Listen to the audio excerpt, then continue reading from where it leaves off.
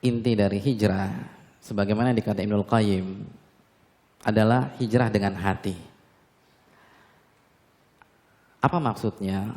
Maksudnya adalah hati itu inti, rekan-rekan sekalian. Hadisnya sudah kita bahas. Bahwa kalau hati ini baik, semuanya baik.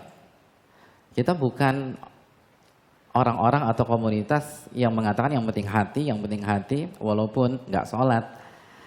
Mbak, kenapa nggak jilbab? Yang penting hati gue yang jilbabin. Kita juga bingung gimana cara jilbabin hati. Tutorialnya gimana, kan susah. Bukan itu maksud kita, tapi maksud kita, ketika kita fokus hanya dengan fisik, hanya penampilan, tapi lupa menata keikhlasan, ketawaduan, lupa menata rasa harap kepada Allah, rasa takut kepada Allah, lupa mengkondisikan hati kita untuk selalu sami'na wa ata'na, maka bisa jadi kita munafik. Bisa jadi kita nggak akan istiqomah. Tadi kita sebutkan hadisnya, Nabi yang mengatakan Anda nggak akan istiqomah di atas keimanan, di atas hijrah, sampai hati Anda dulu istiqomah. Nggak akan bertahan. Karena inti adalah di hati. Idza saluha saluhal jasadu kullu wa idza fasadat fasadal jasadu kullu. Ini yang perlu kita tekankan. Khususnya masalah keikhlasan. Khususnya masalah keikhlasan, karena ini penting sekali.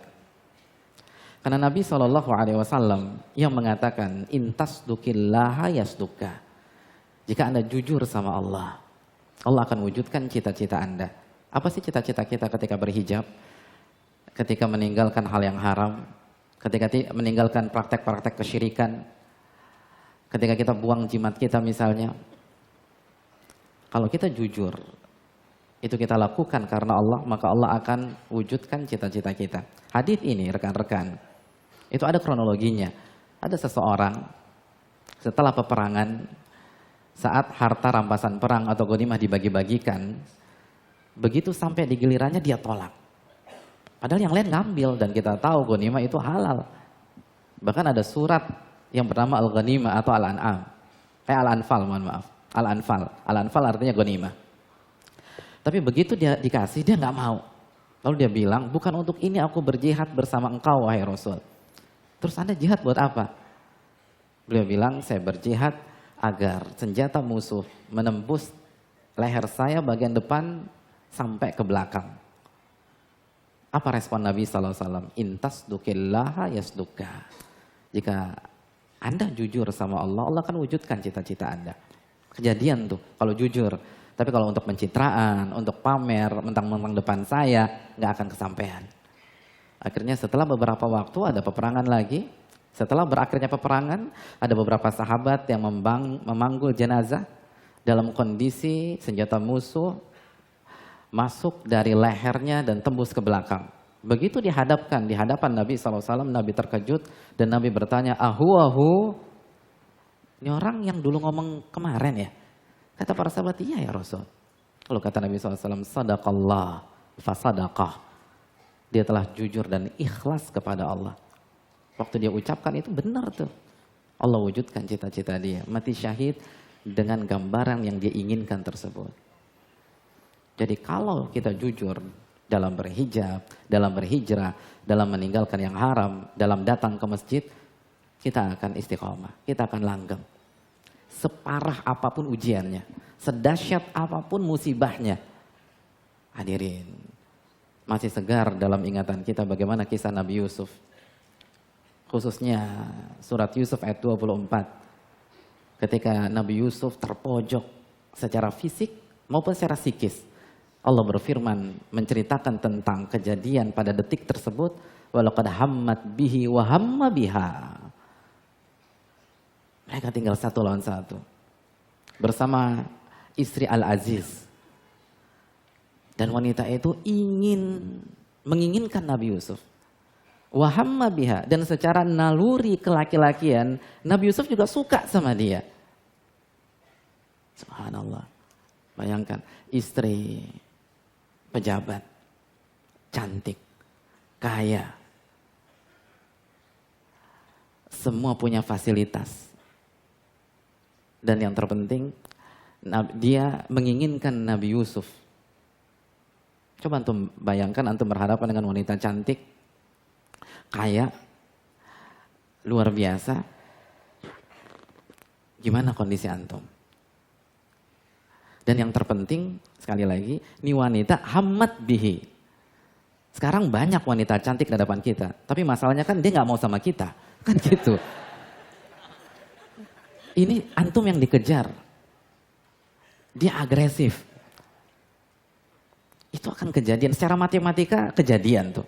Tapi apa kata Allah Subhanahu wa taala? Laula an ra'a burhanu rabbi. Kalau saja Nabi Yusuf tidak melihat burhan dari Rabbnya. Lalu Allah jelaskan kenapa Allah tolong Nabi Yusuf. Kadzalika linasrifa anhu su'. Begitulah kami palingkan keburukan dari Nabi Yusuf. Kenapa? Innahu min ibadiyal mukhlasin. Karena dia termasuk hamba-hamba kami yang ikhlas. Lihat, ikhlas. Nabi Yusuf dimudahkan oleh Allah untuk berhijrah dari wanita yang menginginkan dia. Yang mengatur, mengkondisikan agar dia bisa berzina pada hari itu. Diselamatkan, kenapa? Ikhlas.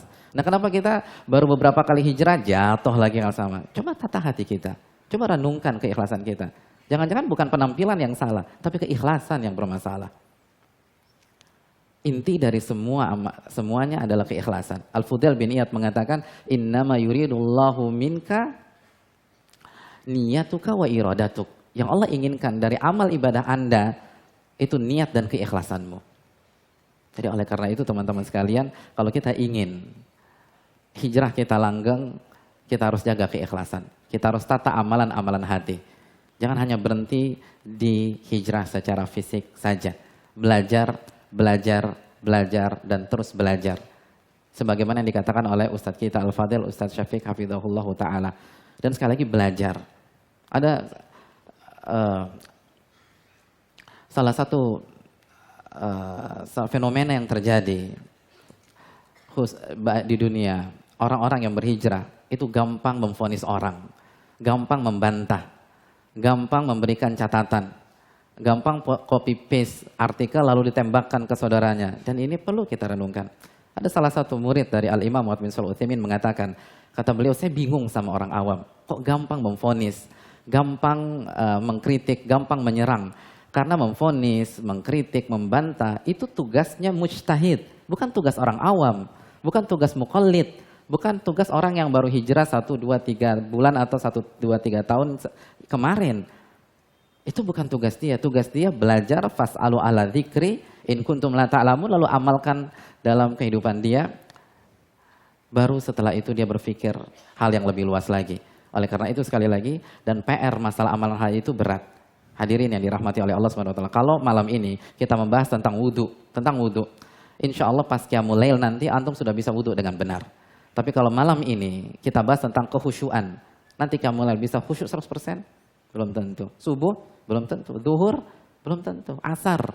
Belum tentu. Maghrib mungkin 2025 baru mungkin bisa khusyuk. Karena sebagian para ulama salaf mengatakan saya latihan khusyuk 20 tahun. Itulah masalah, itu masalah amalan hati. Amalan hati itu berat. Maka jangan berpikir begitu kita meninggalkan masalah sudah selesai. Ada yang harus kita tata. Yaitu inti dari hijrah, yaitu amalan hati. Wallahu ta'ala bisa mungkin itu.